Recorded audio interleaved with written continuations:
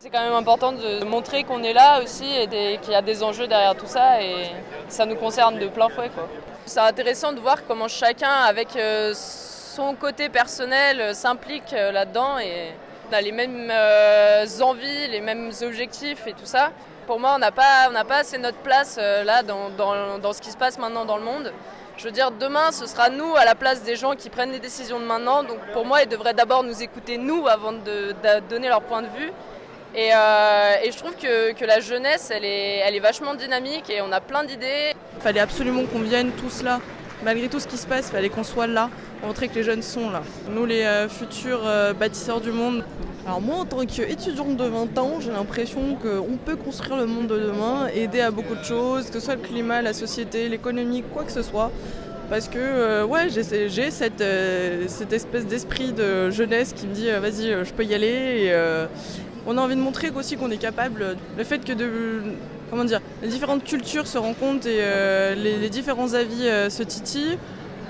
Effectivement, on pourrait titiller les négociateurs de la COP21 et leur montrer que la jeunesse d'aujourd'hui, elle en veut réellement et qu'elle ne veut plus juste subir ce que les grands font. C'est bon, on n'est plus des enfants, quoi. Ouais.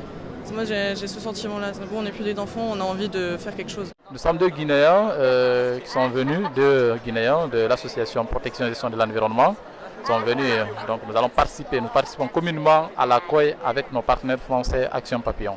C'est important pour nous d'être présents parce que là, ça nous permet non seulement de contribuer de mettre la pression aux dirigeants qui viendront prendre des décisions, et aussi nous contribuons, disons, aux propositions de la jeunesse.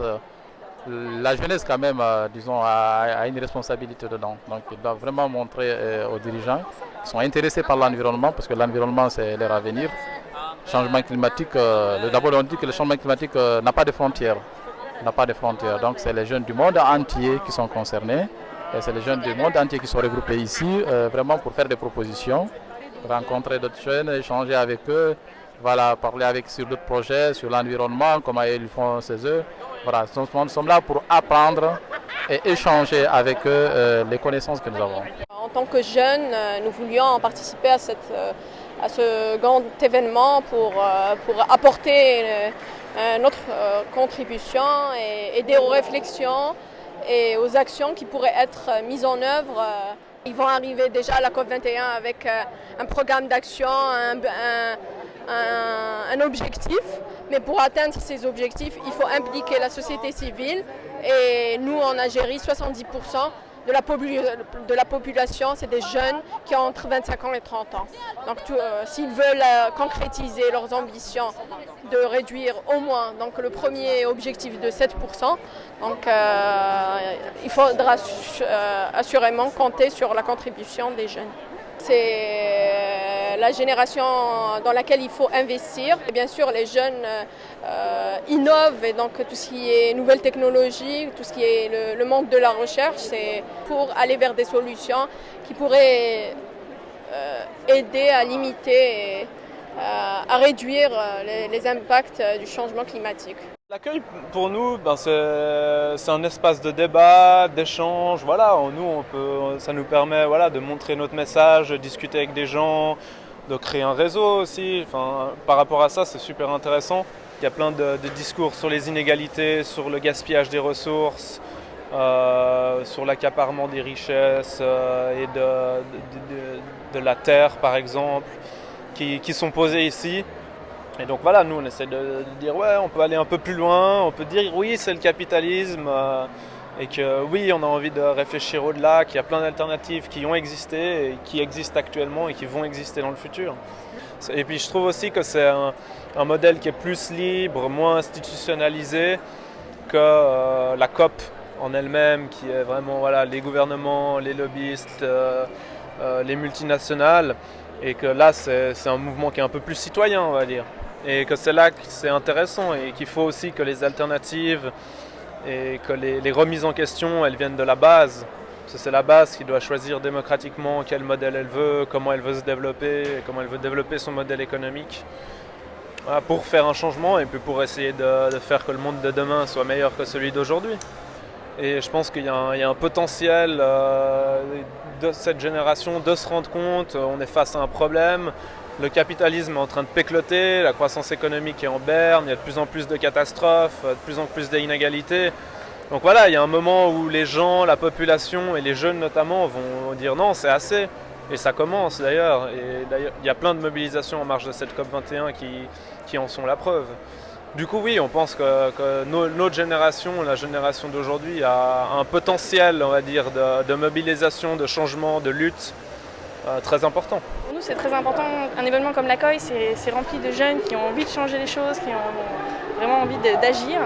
Et du coup, de promouvoir cette idée de la non-violence comme méthode d'action, pour nous, c'est quelque chose de crucial et c'est que comme ça qu'on pourra vraiment créer un véritable changement dans la société. Les jeunes sont de plus en plus dans l'idée de, justement de se mobiliser et de faire quelque chose. On en a marre d'attendre et que quelque chose se passe. Et on a envie de prendre les choses en main et du coup ils cherchent des alternatives et comment faire.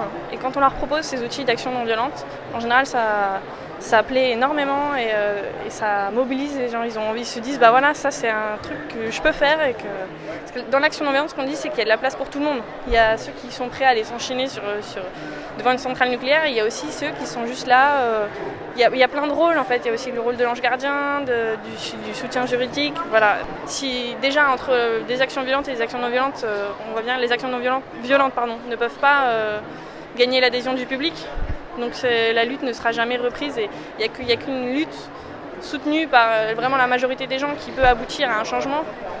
Donc l'action non violente en ça permet à tout le monde d'adhérer et vraiment de porter un message fort. Je pense que c'est ça qui est intéressant, de pouvoir partager un moment avec d'autres jeunes de nationalités différentes sur un sujet commun qui nous intéresse tous, qui nous touche tous. Donc c'est chouette de pouvoir tous se retrouver.